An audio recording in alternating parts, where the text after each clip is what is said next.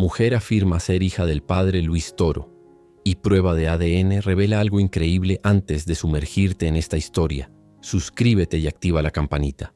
Tu clic impulsa este mensaje de fe y sabiduría hasta los rincones donde más se necesita. Gracias por ser parte. El murmullo del coro apenas había terminado de elevarse hacia las bóvedas de la iglesia cuando de pronto las grandes puertas de madera crujieron y resonaron como un trueno contenido. Todos los ojos se giraron inquietos, buscando entender quién osaba interrumpir aquella misa matutina tan concurrida. Del umbral surgió una joven de cabellos castaños, empapada por la llovizna del amanecer, las manos temblorosas y el rostro, encendido por una mezcla de temor y determinación. Su nombre era Elena Sofía, y aquellas primeras pisadas sobre el mármol pulido parecían retumbar en el corazón de cada feligrés. Con voz apenas quebrada pero firme, ella proclamó sin rodeos una verdad que transformaría para siempre la vida de todos los presentes. Padre Luis Toro, soy su hija, y vengo en busca de mi lugar en el mundo.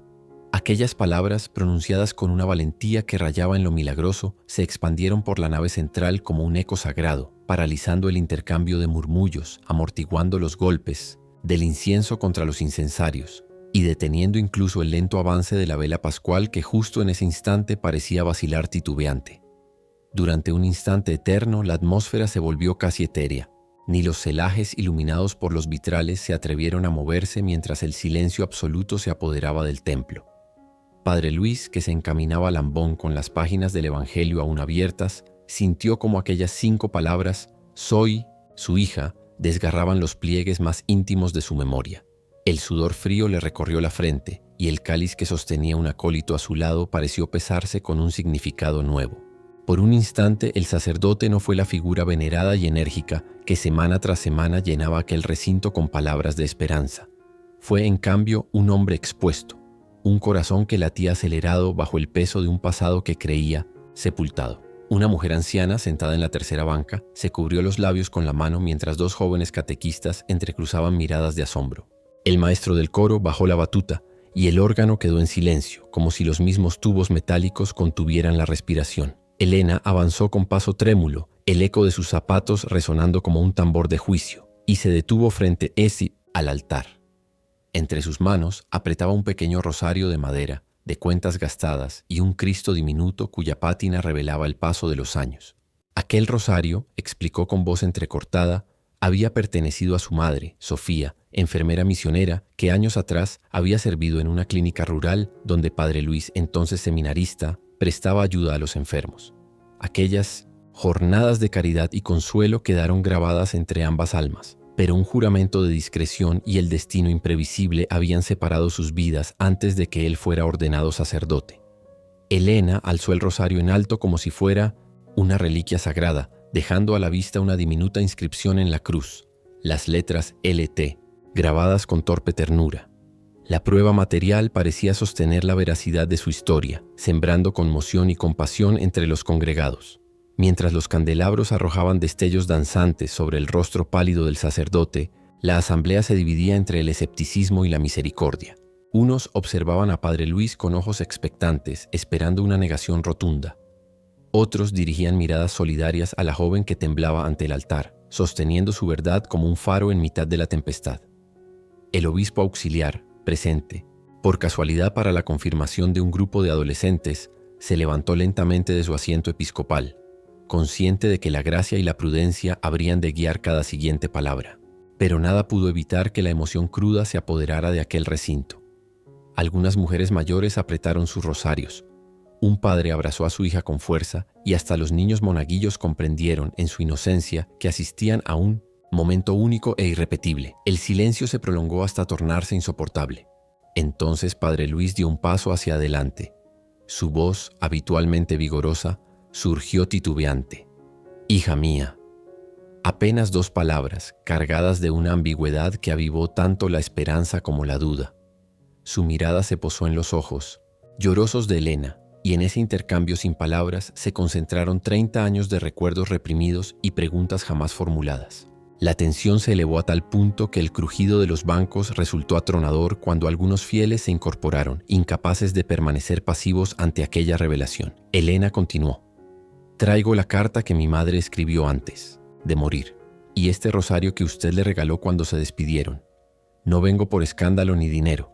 Vengo porque necesito saber quién soy». Y mientras sacaba un sobre amarillento de su bolso, sostuvo la mirada del sacerdote con un valor que conmovió a todos. El documento, fechado 28 años antes y firmado con la caligrafía inequívoca de Sofía, relataba brevemente su relación con Luis Toro durante la misión médica y describía la promesa, sellada entre lágrimas y oraciones, de guardar silencio para no obstaculizar la vocación del joven seminarista. La emoción se convirtió en un torrente indomable. Algunos feligreses enjugaban lágrimas, otros cubrían sus bocas, sorprendidos por la magnitud del momento. Un hombre mayor, veterano de liturgias y consejero espiritual de muchos, musitó: «El Señor revela la verdad en su tiempo». El obispo, consciente de la gravedad pastoral y humana del asunto, propuso con voz serena: «Busquemos la claridad que el Espíritu Santo exige». La caridad y la justicia van de la mano. Sin embargo, ni su tono conciliador ni la solemnidad del lugar consiguieron disipar la tensión.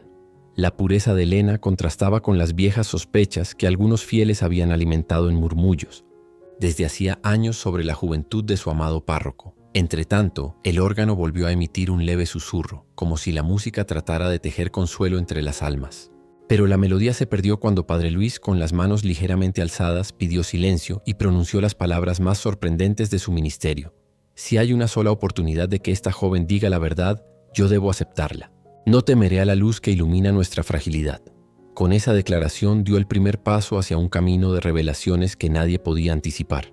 Invitó a Elena a acompañarlo al sacristán, donde aguardaban testigos y representantes de la diócesis, para que todo se desarrollara con transparencia. En ese instante decisivo, la iglesia se convirtió en un lugar de juicio y esperanza, donde la fe se mezclaba con la carne y la verdad se abría paso entre los mármoles antiguos y los ecos de susurros. El leve repicar de la lluvia contra los vitrales, ahora intensificado, parecía subrayar el preludio de una crisis que, a la vez, se anunciaba como el comienzo de una nueva etapa de gracia. Elena, arrodillada un segundo ante el altar, cerró los ojos y elevó una oración silenciosa: «Señor, dame fuerzas para sostener esta verdad». Y mientras la joven se erguía, el rostro de Padre Luis se inundó de una mezcla indescifrable de temor, compasión y la determinación de un pastor que sabe que la verdad, por dura que sea, es el único camino hacia la libertad espiritual. Así, bajo la penumbra dorada de los cirios y el susurro persistente de la lluvia, se sellaba el primer capítulo de una historia que desentrañaría, entre pruebas de ADN y secretos familiares largamente ocultos, la grandeza y la fragilidad del corazón humano cuando se enfrenta al misterio de la paternidad y la providencia divina. Elena, con la ropa todavía humedecida por la llovizna, apenas había abandonado la nave central cuando el obispo la invitó a pasar a la sacristía para recobrar el aliento. Allí, arropada por el discreto perfume de cera y lino recién planchado, desdobló con manos temblorosas la carta amarillenta que llevaba guardada desde la adolescencia. Sobre la mesa de roble, el papel crujió como si despertara de un sueño largo, y las manchas de humedad formaban pequeñas islas alrededor de la tinta, ya un tanto desdibujada. Sin embargo, las palabras seguían legibles. Cada trazo revelaba la caligrafía pulcra de quien había escrito con la serenidad de quien encomienda un secreto al futuro. La carta comenzaba: «Mi querida hija Elena Sofía, si lees esto es porque la voz de tu corazón te ha guiado». Mientras el obispo y dos asesoras de la pastoral familiar escuchaban en silencio, Padre Luis, pálido, mantenía las manos entrelazadas a la espalda, incapaz de apartar la vista del rosario que Elena había colocado junto a la carta. Aquellas cuentas de madera, suavizadas por décadas de rezos, relucían bajo la luz tibia de las velas, y la pequeña cruz con sus iniciales LT lo remecía profundamente. Él recordaba el día exacto en que lo talló, una tarde calurosa en la clínica rural de San Miguel de la Sierra, donde pasaba jornadas interminables curando a campesinos y cargando bidones de agua para la enfermería. Sofía, la joven enfermera, había comentado que rezaba con un rosario de plástico roto. Él, tratando de animarla, talló uno de madera durante varias noches de guardia. Lo hizo sin pretensiones, solo movido por la ternura que sentía al verla cuidar a los enfermos. El obispo pidió a Elena que leyera en voz alta el fragmento donde su madre objeto humilde volvía como un mensajero del tiempo, las palabras cerrando un círculo que nunca imaginó abrir de nuevo. Conocía a un joven seminarista llamado Luis, de mirada compasiva y manos siempre dispuestas a servir. Su pasión por aliviar el dolor ajeno me inspiró a acompañarlo en largas jornadas bajo el sol. Entre los pasillos de la clínica nació un afecto profundo, sellado por la convicción de que Dios nos había cruzado por algo más grande que nosotros. Pero cuando la misión terminó, los caminos se bifurcaron. Él abrazó su vocación y yo regresé a mi pueblo con un secreto en el vientre. Nunca quise obstaculizar su llamado al sacerdocio. Solo anhelo que algún día nuestra hija conozca la verdad y reciba la bendición de su padre, cualquiera que sea la forma que adopte esa bendición. Las lágrimas escurrieron por el rostro de Elena. Su voz, hecha un hilo, añadió que durante años guardó aquella carta como un tesoro, aguardando el momento oportuno para enfrentar la verdad. Entonces extendió un sobre sellado. Contenía los resultados de un análisis genealógico preliminar que se había hecho para rastrear sus raíces. Aunque sin la muestra de Luis Toro no podía confirmar la paternidad, el informe señalaba coincidencias, con apellidos raros provenientes de la misma región andina donde nació el sacerdote. Aquello no era prueba definitiva, pero sumaba un peso más a la balanza de la duda. El obispo solicitó prudencia y propuso involucrar a la curia diocesana para garantizar un proceso transparente. Sugirió contactar a un laboratorio independiente y designar a 2 testigos de laicos notables, la profesora de catequesis Marta Ramírez y el doctor Emilio Cortés, médico de la parroquia y hombre de fe intachable. Ambos aceptaron, conscientes de que aquel episodio sacudiría no solo la vida de Luis Toro y Elena, sino la estabilidad espiritual de cientos de feligreses que veían en su pastor un referente intachable. Mientras se redactaba el acta con los pormenores de la solicitud de prueba de ADN, la sacristía fue llenándose de susurros. Se oía el retintín de los cubiertos en la cocina parroquial, donde las religiosas preparaban café para los presentes, y en el corredor asomaban rostros curiosos que no se atrevían a pasar el umbral. En la plaza, al otro lado de los vitrales, la noticia corría de boca en boca. Algunos aseguraban que era un montaje para extorsionar a la iglesia, otros que se trataba de un castigo divino por pecados del pasado. Entre los jóvenes surgieron conversaciones apasionadas sobre la humanidad y la fragilidad de los sacerdotes, mientras los mayores recordaban antiguas historias de clérigos que habían tenido que enfrentar sus propios fantasmas. Padre Luis, por su parte, se mantuvo en silencio. El rosario entre sus dedos se convirtió en un ancla. Cada cuenta parecía contener un recuerdo de la misión en San Miguel. La risa de Sofía al amanecer, el aroma a yodo y a tierra húmeda, los rezos compartidos bajo un cielo estrellado. Un torbellino de emociones lo asaltó. La culpa por un amor que creía puro, el dolor por una decisión que había marcado la vida de una mujer, y el miedo a defraudar a la comunidad que confiaba en él. Sin embargo, en lo más hondo de su corazón resonaba también una certeza.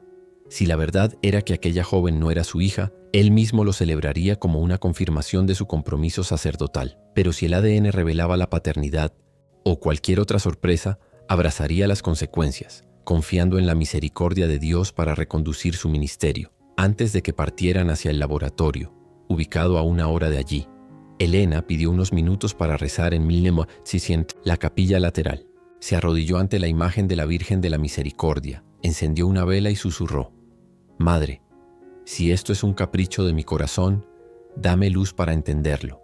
Pero si es la verdad, abre los caminos que conduzcan al perdón y a la paz». Detrás de ella, Padre Luis permanecía de pie, observando la escena con la mirada empañada.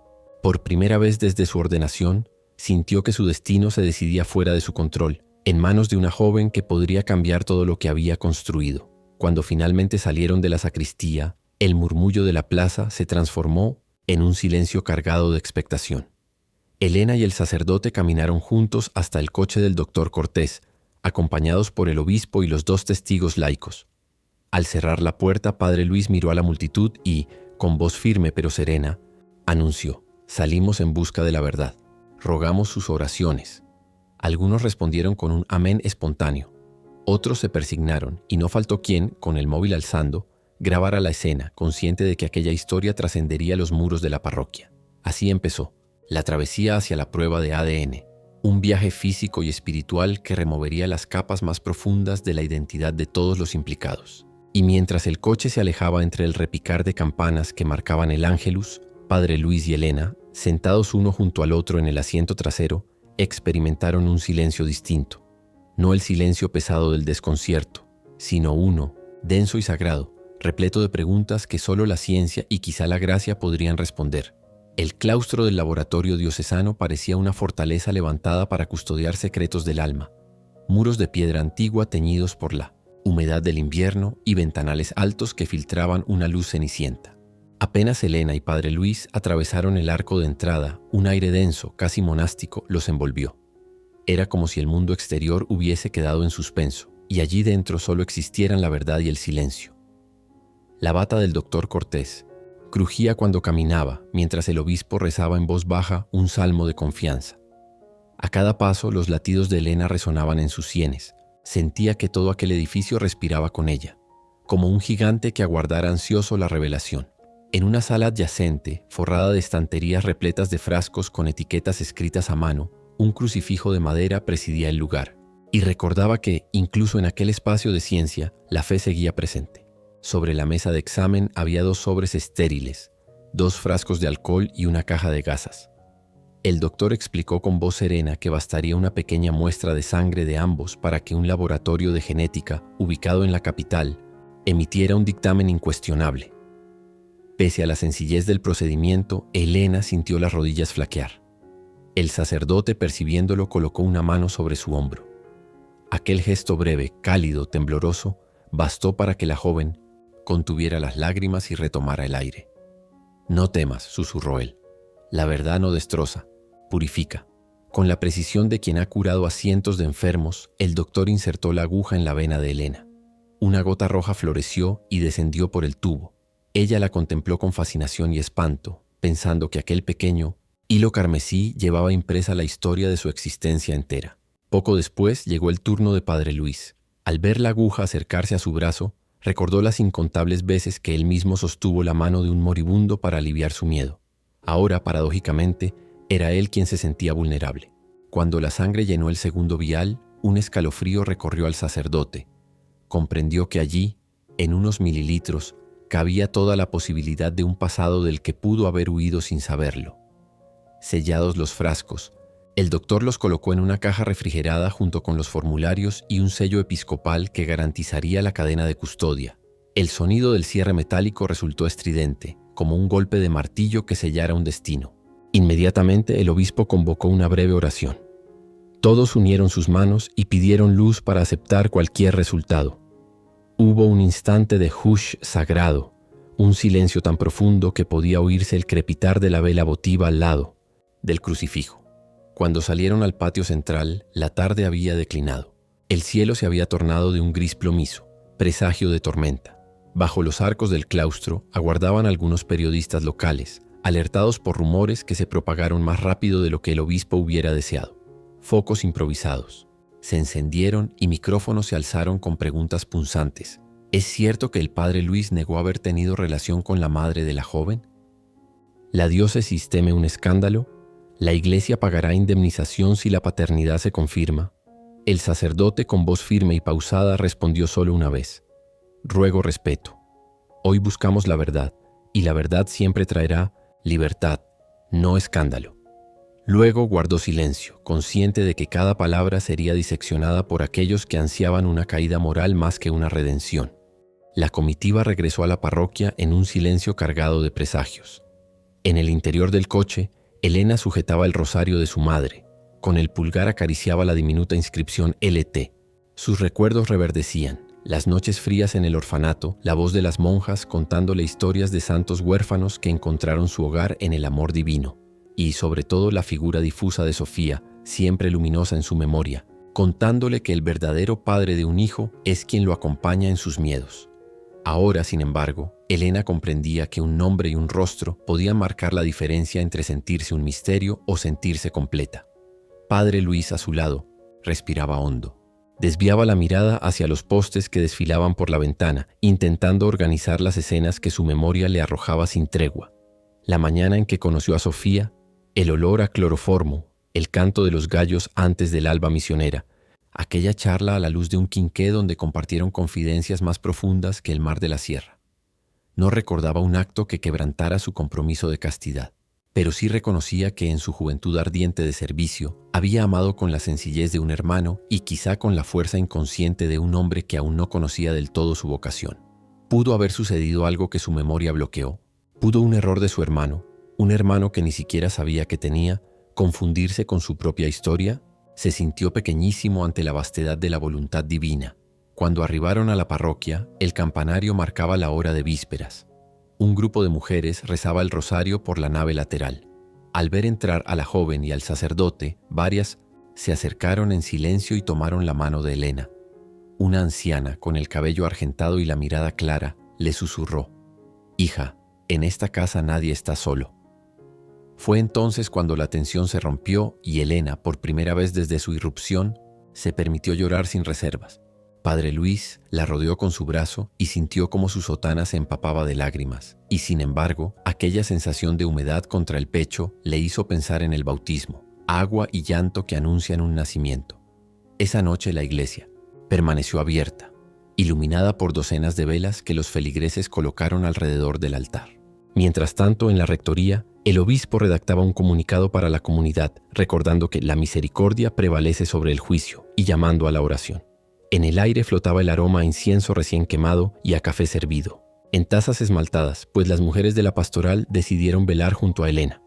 Ella compartió en voz baja anécdotas de su madre, la forma en que cantaba himnos mientras curaba a enfermos, la risa que estallaba cuando veían relámpagos merodear por los cerros, el consejo que le dio poco antes de morir: si alguna vez enfrentas la sombra, busca la luz aunque duela. Al filo de la medianoche, cuando las luminarias de la plaza se apagaron y la lluvia comenzó a golpear los tejados con renovada fuerza, Padre Luis se retiró a su cuarto.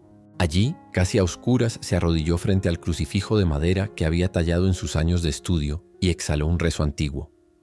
«Señor, si mis manos alguna vez sembraron confusión, yo hoy las ofrezco para reparar. Si este corazón ha olvidado, dame memoria.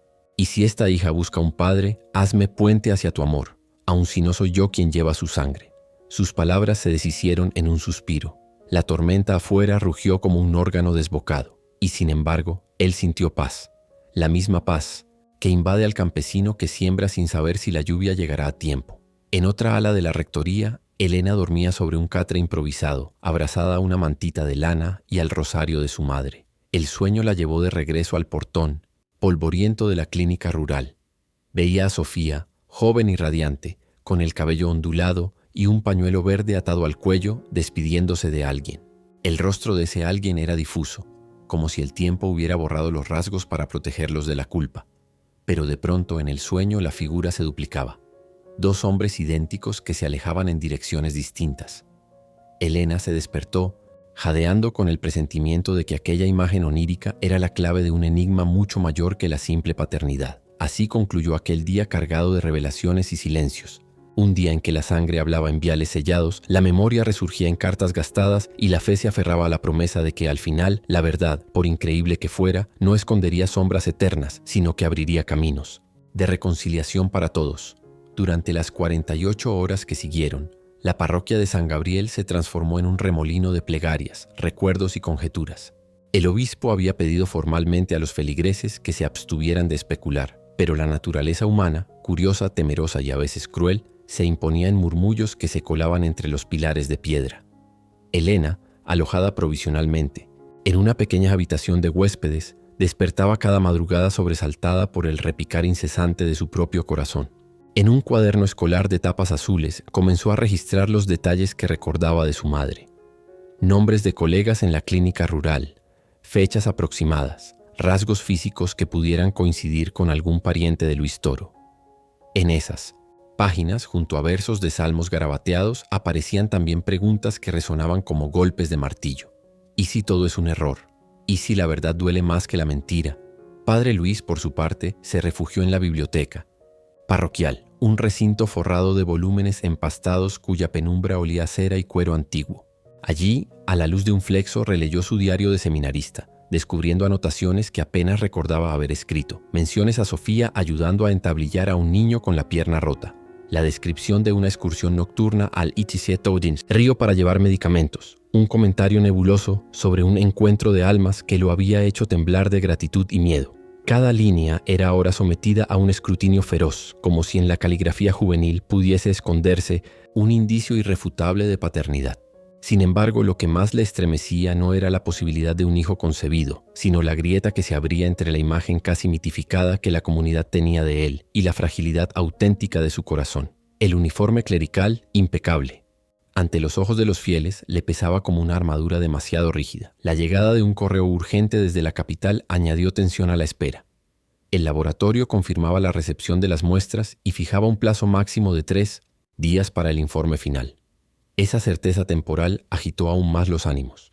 Algunos feligreses organizaron turnos de adoración eucarística para sostener al padre Luis con la oración incesante, mientras otros, menos piadosos, dejaban comentarios punzantes en las redes sociales de la diócesis, preguntando si la iglesia asumiría la manutención de la supuesta hija. En la plaza, un vendedor ambulante empezó a ofrecer rosarios de madera tallados con las letras LT, aprovechando la atención mediática. Los compraban igual devotos y curiosos, como si aquel objeto se hubiese convertido en amuleto de un as. Verdad aún por develar. Elena se esforzaba por mantener la serenidad, pero las horas parecían plomo sobre sus hombros. La profesora Marta Ramírez, testigo laica designada, decidió llevarla a los huertos comunitarios detrás del convento. Allí, entre hileras de albahaca y lirios, la joven desenterró historias de su niñez y de la enfermedad que apagó a Sofía. Una malaria fulminante contraída en la selva amazónica, lejos de doctores y hospitales urbanos. Al describir el delirio febril en el que su madre repetía el nombre Luis como si fuese un salmo, Elena sintió que el suelo se volvía inestable y Marta la sostuvo del brazo mientras recitaba con calma: «El amor todo lo espera». Esa frase tan sencilla se grabó en la mente de Elena como un clavo ardiente. Todo lo espera. ¿Incluso la decepción? ¿Incluso un resultado negativo? Al anochecer del segundo día, el obispo convocó a un consejo pastoral extraordinario. Quería preparar a la comunidad y a sí mismo para cualquiera de los dictámenes: paternidad confirmada, paternidad negada o algún resultado intermedio que dejara la puerta entornada. El doctor Cortés expuso los términos técnicos: marcadores, genéticos, índices de probabilidad, posibilidad de mutaciones familiares raras. Al pronunciar la palabra gemelar, provocó un murmullo confuso. Explicó que los análisis podían, en casos excepcionales, sugerir la presencia de un hermano genéticamente idéntico cuya descendencia coincidiera parcialmente. La noción de un posible gemelo perdido de Luis Toro recorrió la sala como una corriente eléctrica. El sacerdote se llevó la mano al pecho. Un recuerdo bajísimo, una conversación entre sus padres sobre un parto complicado, cruzó su mente y se desvaneció antes de tomar forma. El obispo tomó nota. Si el informe mencionaba esa hipótesis, habría que rastrear archivos de la maternidad donde naciera el sacerdote, buscar partidas de nacimiento duplicadas, atar cabos que dormían en legajos polvorientos desde hacía más de 5 décadas. Esa noche, la tormenta cedió y el cielo limpio mostró una luna casi llena. En la azotea de la rectoría, Elena subió envuelta en una manta para ver las estrellas, acompañada por un termo de té que le había preparado la hermana Angélica. Padre Luis la encontró allí, sentada en el borde de un viejo banco de piedra. Se aproximó despacio, como si aquel espacio abierto fuese un santuario donde se requería descalzarse el alma. Se quedaron en silencio largamente contemplando la esa bóveda celeste. Luego él musitó: «A veces las estrellas nos cuentan historias que tardamos años en descifrar. Tal vez mañana todo cambie, pero te prometo que sea cual sea el resultado, no te soltaré la mano». Ella no pudo contener las lágrimas. Imaginaba el peor de los escenarios: ser rechazada, ser compadecida, ser convertida en noticia de tabloide. Sin embargo, en la cadencia pausada de la voz del sacerdote halló un refugio. Se atrevió a preguntarle si temía perder su ministerio. Él respondió con franqueza sorprendente: «Temo perder la confianza de los pequeños que acuden a mí buscando un reflejo de la misericordia de Dios. Pero si mi fragilidad les muestra que la gracia opera en vasos de barro, tal vez no sea una pérdida, sino una purificación». Al amanecer del tercer día, un coche oficial de la diócesis partió rumbo a la capital para recoger el informe sellado.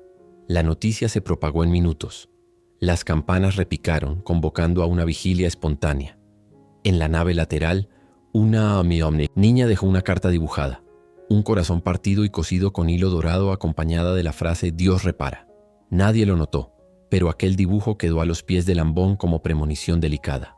Mientras tanto, el viento del norte se colaba por los vitrales abiertos, agitando las velas y sembrando un aroma a cera derretida que empapaba todo el templo. Elena, en su habitación, se arrodilló ante el crucifijo y pidió valor para abrazar cualquier desenlace. Padre Luis, en la sacristía, besó su estola y la dejó sobre el reclinatorio, sabiendo que las próximas horas decidirían si volvería a ponérsela con el corazón intacto o con cicatrices a la vista de todos. Así concluyó la larga espera. Una calma tensa, cargada de presagios y susurros, que presagiaba el instante en que la ciencia, con su precisión implacable, pondría nombre y rostro definitivo a la incertidumbre.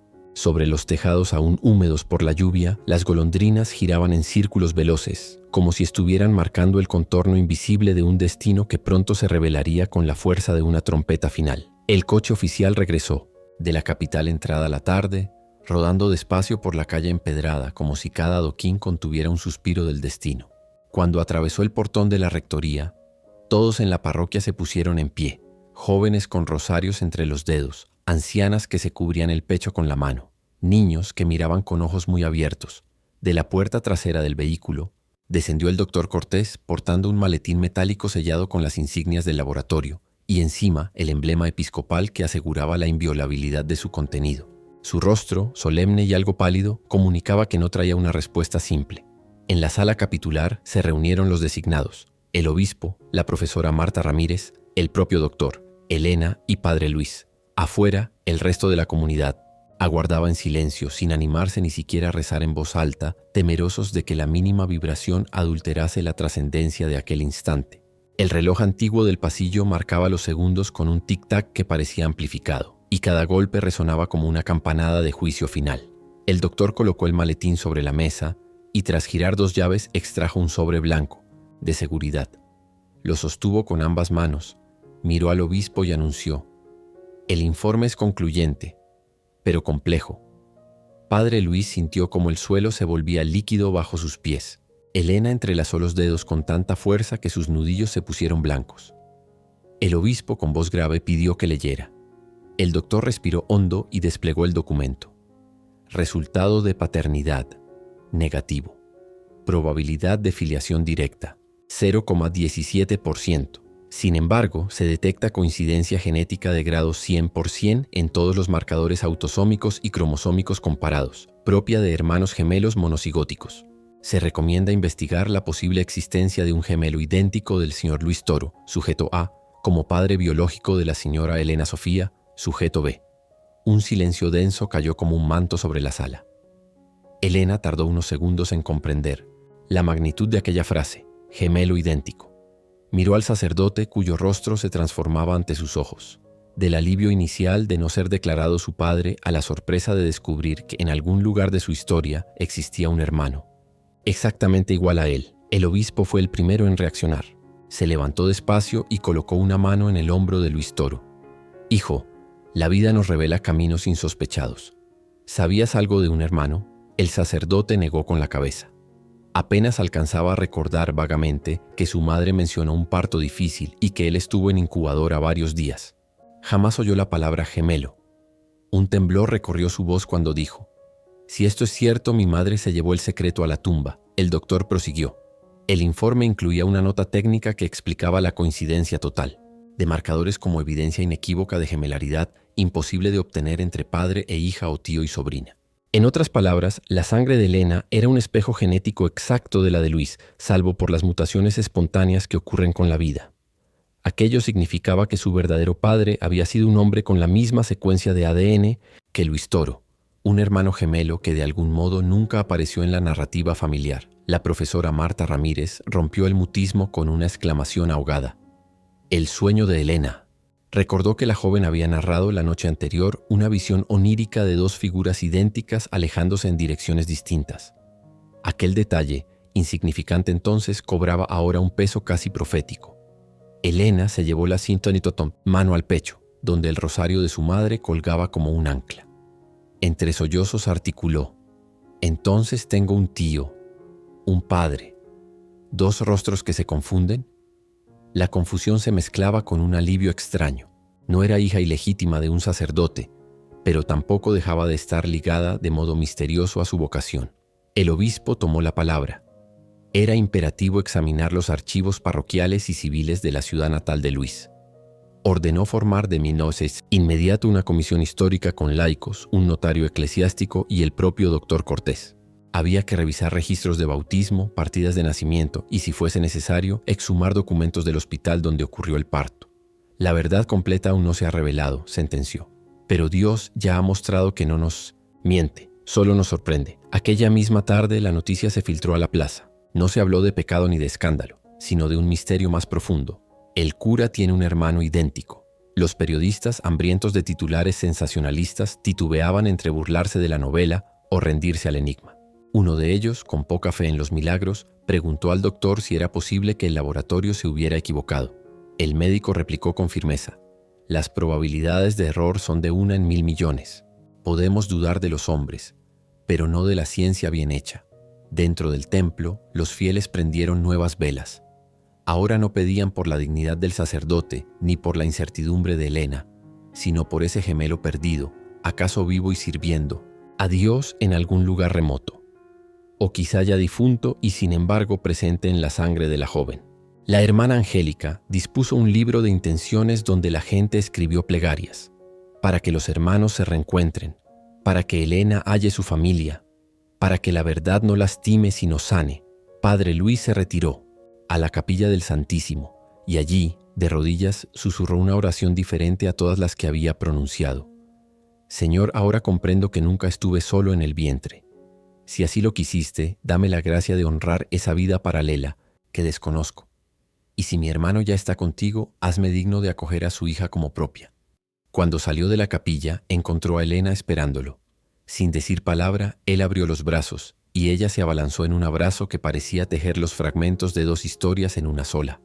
El obispo, observando a cierta distancia, murmuró al doctor: tal vez el milagro no era aclarar la paternidad, sino revelar que la familia de Dios es más amplia que nuestros temores. Esa noche las campanas tocaron a vísperas con un repique especialmente prolongado. No celebraban una absolución ni un castigo. Anunciaban el comienzo de una segunda búsqueda, la del gemelo y la verdad total que dormía en archivos olvidados y rincones de la memoria. Y entre las sombras del claustro, el viento pareció traer un susurro: no temas, Elena, porque tu historia no termina en una prueba de ADN.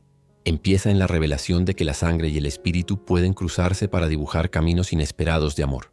Así culminó el 5º punto, la revelación inesperada, abriendo un horizonte donde la ciencia, la fe y los lazos familiares se entrelazaron para escribir un capítulo que nadie, ni el más imaginativo de los feligreses, habría osado anticipar. Las campanas aún tañían sus notas graves cuando la comisión histórica emprendió la pesquisa.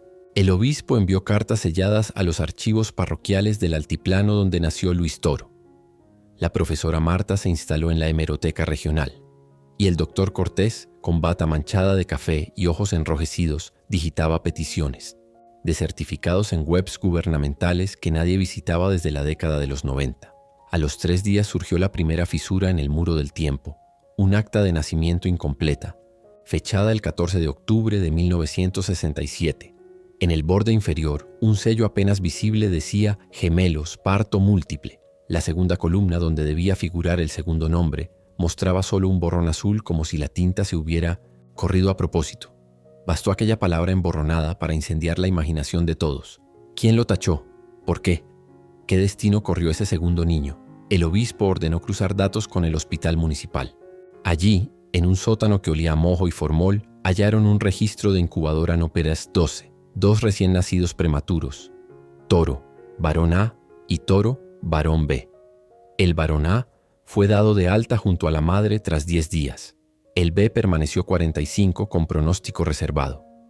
El director del hospital, entonces un médico joven y abrumado por carencias, documentó la transferencia del segundo bebé a un orfanato salesiano porque la madre, desangrada y febril, precisaba traslado urgente y el padre trabajaba en una mina distante. Nadie volvió a firmar el libro. Cuando Luis leyó aquel párrafo, sintió que el suelo se hundía.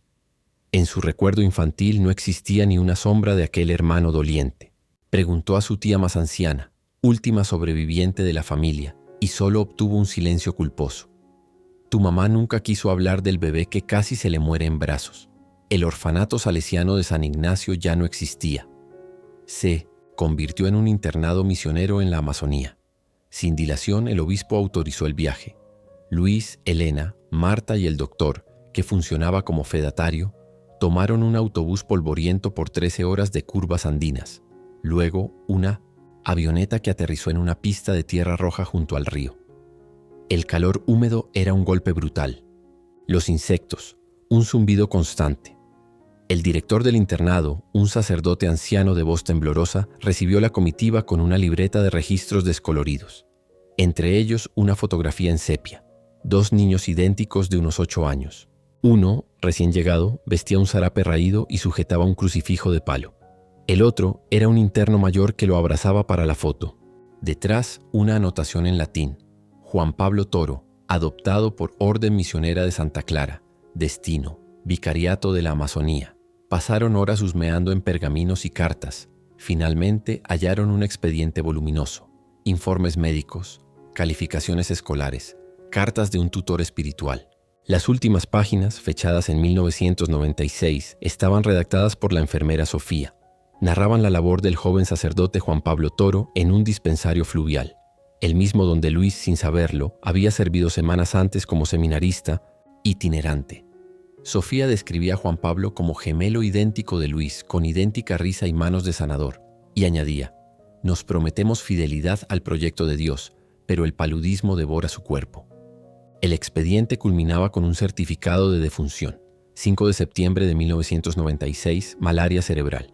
Un sello misionero garantizaba el entierro a orillas del río Purísima. Y debajo, atada con un lazo, había una carta manuscrita para mi hija Elena, cuando seas grande. Su madre nunca había tenido fuerzas para entregarla.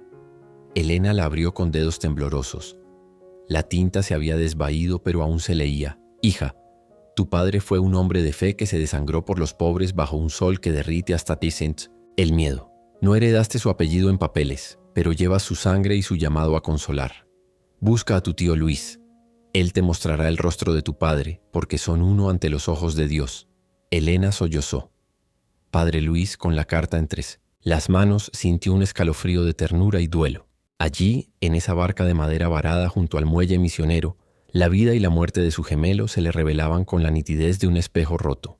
Los mismos ojos, la misma vocación, pero caminos divergentes marcados por el azar brutal de un traslado hospitalario. Al anochecer, en una pequeña capilla de tablas, celebraron una misa de requiem. Luis vistió la estola blanca que conservaba de su primera Eucaristía y al pronunciar el nombre de Juan Pablo en la plegaria de los difuntos, su voz se quebró. Elena, de pie junto al altar improvisado, depositó el rosario de su madre y un puñado de tierra roja del río sobre la mesa. Convertía aquel lugar en santuario de un padre que al fin tenía rostro y historia. Cuando las velas se apagaron, el sacerdote volvió la vista hacia la selva.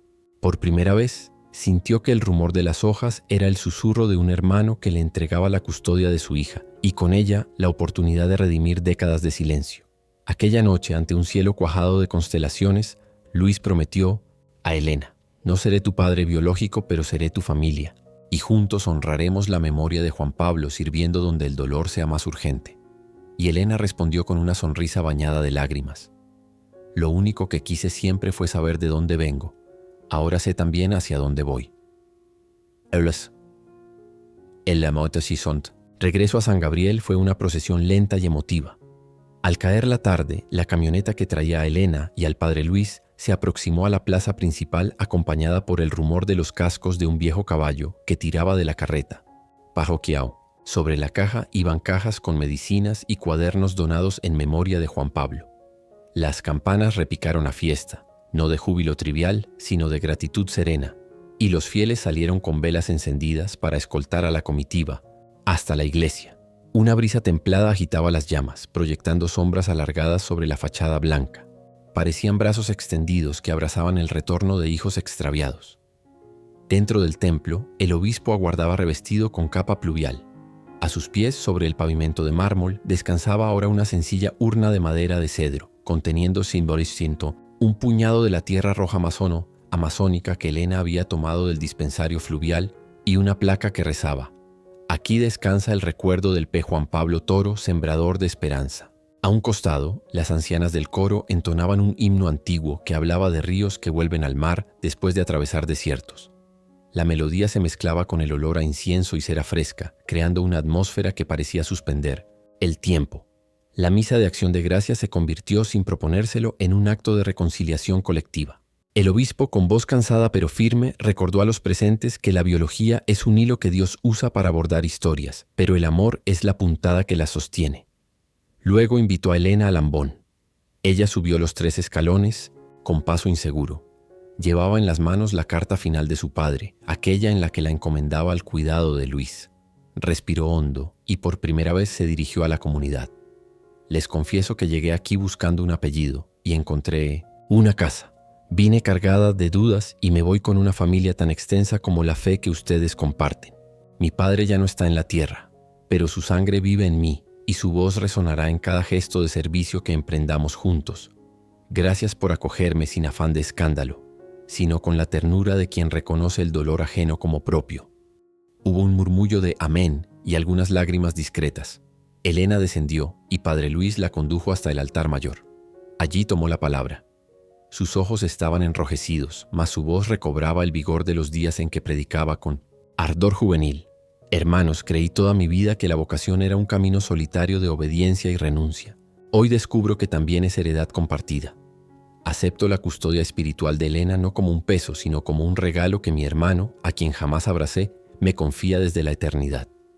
Prometo, ante Dios y ante ustedes, destinar parte de nuestros recursos parroquiales a sostener la clínica amazónica donde él dio su vida y trabajar para que ningún niño quede sin hogar ni esperanza como él quedó una vez. La asamblea estalló en aplausos contenidos. No era la algarabía de una victoria, sino la ratificación de un pacto. Después de la comunión, los fieles hicieron fila para acercarse a la urna. Depositaban granos de tierra, flores silvestres, fotografías de seres queridos perdidos. Cada ofrenda era un puente tendido entre sus propias heridas y la historia recién revelada. Una mujer que había perdido a su hijo en la migración dejó un pequeño zapatito de lana diciendo: para que camine en el cielo con el Padre Juan Pablo. El gesto conmovió a la multitud y desencadenó un silencioso abrazo colectivo que recorrió las bancas como una ola. Terminada la liturgia, la plaza se convirtió en ágora fraterna. Las familias compartían pan dulce y café, mientras Elena y Luis recibían relatos de la comunidad. Un campesino relató cómo de niño Juan Pablo le curó la pierna infectada durante una misión fluvial. Una catequista mostró la Biblia con las notas marginales que el gemelo había enviado años antes, escritas con una caligrafía idéntica a la de Luis. Cada testimonio añadía una pincelada al retrato de un hombre al que paradójicamente todos conocían un poco, salvo su propio hermano. Esa noche, cuando los faroles se apagaron y la plaza quedó sembrada de cera derretida, Padre Luis y Elena regresaron al interior del templo vacío. Se sentaron en la primera banca, bajo el resplandor tenue del sagrario. Él sacó un sobre, el certificado de defunción de Juan Pablo. Ambos lo colocaron bajo la urna junto al rosario de Sofía, sellando simbólicamente la memoria de quienes los precedieron.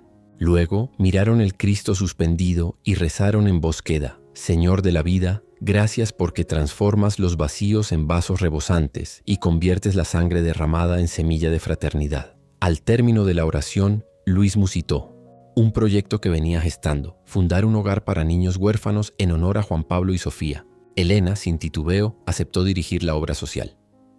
Ambos sabían que quedaba un largo camino de trámites, donaciones y construcción, pero en aquel instante el sueño parecía sostenerse sobre columnas invisibles de fe y gratitud. Antes de apagarse las últimas velas, Elena recordó las palabras de su madre: si enfrentas la sombra, busca la luz aunque duela.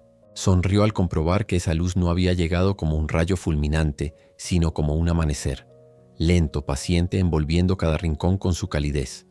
Padre Luis a su lado sintió al fin la sotana ligera. Dejó de ser armadura y se volvió manto de servicio compartido. La historia, que empezó con un grito temeroso en mitad de la misa, culminó, pues, con un pacto de vidas entrelazadas. Elena encontró su lugar. Luis, un nuevo deber. La comunidad, un testimonio vivo de que la verdad puede doler, sí, pero nunca destruye cuando se abraza con humildad. Y así, mientras la cera aún chisporroteaba en los cirios gastados, el obispo anotó en su diario pastoral: la providencia ha tejido un lazo que la genética sola no explica. Somos hijos del mismo misterio que nos pide amarnos como familia. Si esta historia tocó tu corazón, déjanos tu comentario y comparte este video para que más personas descubran el poder de la fe y el amor verdadero. Gracias por estar con nosotros y nos vemos en la próxima historia.